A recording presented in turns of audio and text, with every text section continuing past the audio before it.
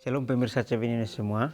Senang rasanya kita masih bertemu kembali di dalam pembahasan buku Agama yang Bersinar, di mana buku ini tulisan dari Nyonya Ellen G. White yang mengajarkan kita dengan bahasa yang sederhana dan memberikan kita harapan yang sejati untuk kita mengetahui kegembiraan kita kepadanya, atau memberikan kita kelegaan pada saat kita mengetahui Tuhan selalu menyertai kita untuk seluruh perjalanan hidup kita. Tuhan selalu memberikan kita cara terbaik menurutnya, sehingga kita boleh siap untuk keluar dari keletihan yang selama ini kita rasakan pada saat kita masih berada dalam dosa. Bacaan kita kali ini saya ambil dari halaman 59 dengan judul Mereka yang Melakukan Kehendaknya. Ayat intinya terambil dalam Mazmur 149 ayat 4. Kita boleh mengambil Alkitab kita bersama-sama untuk menyimaknya. Sebab Tuhan berkenan kepada umatnya. Ia memahkotai orang-orang yang rendah hati dengan keselamatan. Jadi ayatnya sangat menarik ya. Di sini dikatakan bahwa mereka yang melakukan kehendaknya, berarti Tuhan berkehendak kepada setiap umat yang melakukan apa yang Tuhan perintahkan. Seperti dalam ayat intinya mengatakan Tuhan berkenan kepada umatnya, atau Tuhan berkenan kepada orang yang melakukan kehendaknya atau melakukan kebenaran. Sehingga pada saat orang itu melakukan kehendaknya, maka ia akan mendapatkan satu mahkota karena dia rendah hati, yaitu mahkota keselamatan yang Tuhan berikan kepadanya. Kita masuk kepada bacaan. Hubungan yang paling dekat ada antara Tuhan dan umatnya. Kita tidak hanya menjadi sasaran belas kasihannya yang besar, kasihnya yang mengampuni kita lebih daripada ini. Tuhan bersuka cita atas umatnya. Dia senang dengan mereka. Dia adalah penjamin mereka. Dia akan memperindah semua orang yang melayani Dia dengan sepenuh hati dan roh kekudusan. Dia mendandani mereka dengan kebenaran. Dia mengasihi mereka yang melakukan kehendaknya, yang mengekspresikan gambarnya. Testimonies to Minister, halaman 414. Baik, pelajaran kita sangat menarik ya. Jadi hubungan kita yang paling dekat dengan Tuhan adalah hubungan antara umat dan penciptanya. Jadi kitalah yang disebut umatnya, berarti kita harus memiliki satu hubungan yang paling dekat dengan Tuhan itu. Karena Dia menciptakan kita, berarti kita harus dekat kepada Dia. Begitupun contoh dalam keluarga kita. Kita menjadikan orang tua sebagai orang yang paling dekat, atau kita memiliki hubungan yang paling dekat dalam keluarga adalah orang tua.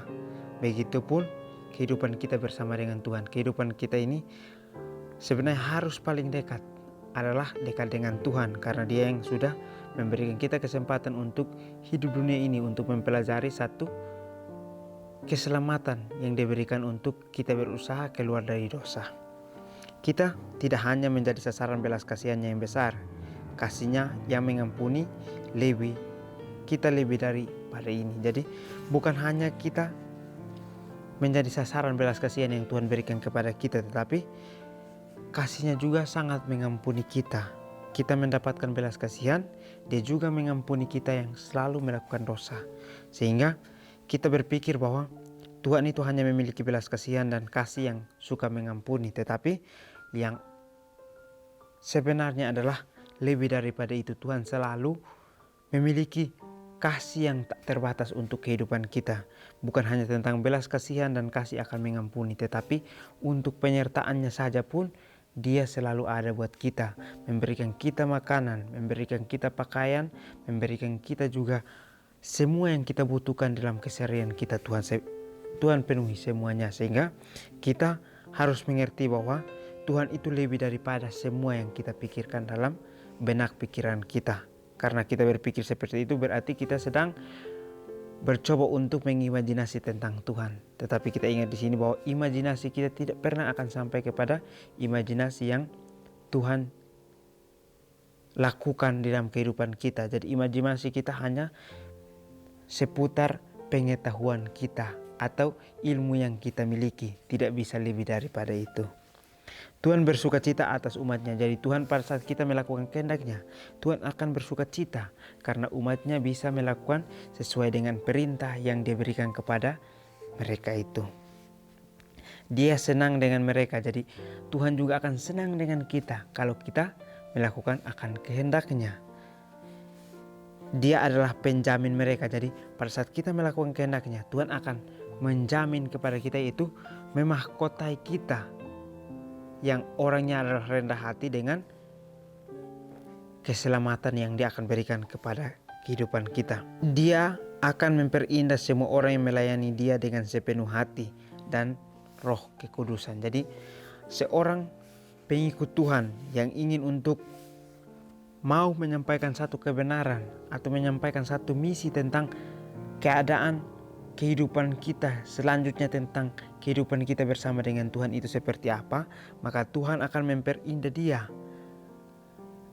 untuk melayani dengan sepenuh hati, dan juga Tuhan akan tambahkan kepada dia roh kekudusan sehingga kata-kata yang keluar dari mulutnya itu bisa menjadi berkat buat orang yang mendengar dan buat orang yang ada di sekelilingnya, sehingga mereka boleh melihat Tuhan bahwa Tuhan adalah Tuhan yang adil, Tuhan yang selalu menyertai kita, Tuhan yang selalu memberikan kita belas kasihan, dan juga Tuhan yang selalu mengampuni kita yang selalu melakukan dosa.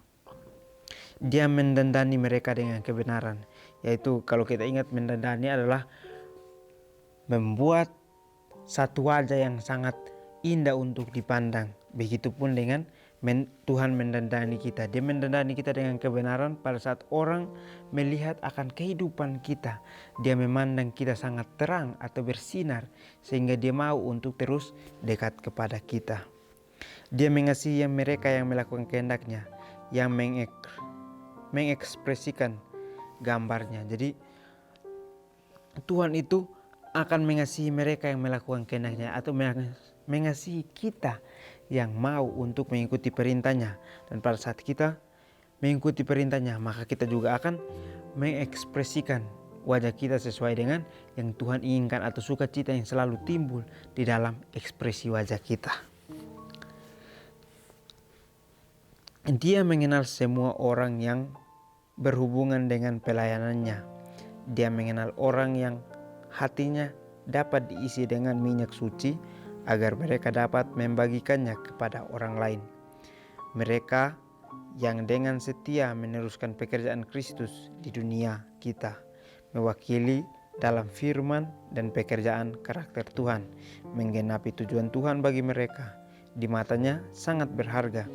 Kristus menikmatinya seperti seorang menikmati taman yang terawat baik dan keharuman bunganya di tamannya. Testimony for the Church, jilid 6 halaman 419. Baik, pelajaran kita di akhir pelajaran kita sangat menarik ya, di mana Tuhan sangat mengenal semua orang yang berhubungan atau bekerja di dalam pelayanan Tuhan. Jadi pada saat orang itu bekerja di dalam pelayanan Tuhan, Tuhan sudah mengetahui akan semua motif yang dia miliki.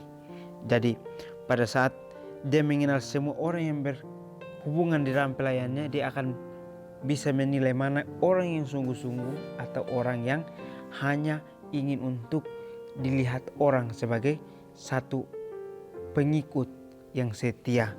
Tetapi kita ingat di sini bahwa pada saat kita sudah masuk dalam pelayanan Tuhan, berarti kita sudah siap untuk menyerahkan hidup kita kepada Tuhan. Karena dia yang selalu akan memimpin kita di setiap langkah kehidupan kita, di setiap perjalanan kita untuk melakukan pelayanan. Tuhan akan selalu ada untuk kita dekat dengannya. Dia mengenal orang yang hatinya dapat diisi dengan minyak suci agar mereka membagikannya kepada orang lain. Jadi menarik ya di sini. Jadi kalau kita mengingat di sini bahwa Tuhan itu mengenal orang yang hatinya ingin untuk diisi, atau orang yang sungguh-sungguh untuk melakukan pelayanan dan hatinya rela untuk dipakai Tuhan atau diisi dengan minyak suci itu. Sehingga pada saat minyak suci itu sudah penuh di dalam hatinya, maka dia bisa membagikan kepada orang lain, sehingga orang lain dapat menikmati akan minyak suci yang dia sudah simpan di dalam buli-buli yang kita sudah miliki. Mereka yang setia meneruskan pekerjaan Kristus di dunia, kita mewakili dalam firman dan pekerjaan karakter Tuhan, menggenapi tujuan Tuhan bagi mereka di matanya sangat berharga. Jadi Tuhan itu sangat melihat akan pekerjaan kita ya. Dia melihat orang yang setia meneruskan pekerjaan Kristus itu dia sangat bangga. Dia sangat melihat kita sangat berharga karena kita memiliki satu usaha untuk mewakili dia dalam firman dan karakternya. Dan juga kita mau untuk menggenapi tujuan Tuhan bagi kehidupan kita di dunia ini. Jadi Tuhan sangat menghargai dan menjadikan kita sebagai seorang yang berharga pada saat kita dengan setia untuk meneruskan akan pekerjaan Kristus di dunia.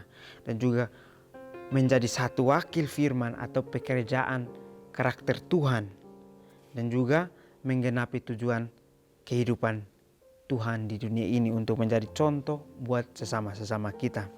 Kristus menikmatinya seperti orang menikmati taman yang terawat baik dan keharuman bunga yang ditanamnya. Jadi kalau kita melihat di sini, kalau kita baca di kalimat terakhir ini menceritakan tentang taman ya. Kalau kita lihat bahwa satu taman yang baik pasti ada satu pekerja yang dengan sungguh-sungguh merawat supaya pada saat orang yang datang untuk berkunjung, pada saat melihat taman ini, mereka akan merasa taman ini menjadi satu berkat buat mereka. Begitupun dengan Tuhan. Dia ingin supaya kita seperti taman yang dia sudah berikan atau dia sudah isi dengan minyak suci, sehingga pada saat orang datang atau pada saat kita pergi dan berkumpul dengan orang yang sudah diutus oleh Tuhan untuk kita temui, maka kita harus bisa menjadi sesuatu yang harum seperti bunga yang harum di tengah-tengah taman itu. Jadi kita harus bisa menjadi contoh untuk orang lain bisa melihat. Begitupun dengan taman yang sudah terawat baik itu.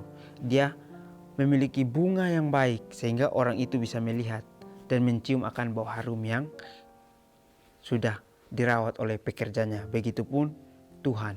Dia mau supaya kita terlihat seperti malaikat atau sudah berusaha seperti malaikat untuk bisa menjadi contoh pada saat kita melakukan kehendaknya. Jadi inilah pelajaran yang dapat saya bahas. Biarlah pelajaran ini dapat menguatkan kita untuk kita terus berusaha untuk melakukan kehendak yang Tuhan inginkan dalam kehidupan kita. Mungkin ini saja yang dapat saya bahas. Kiranya kita bertemu di pertemuan selanjutnya. Kiranya Tuhan Yesus memberkati kita semua.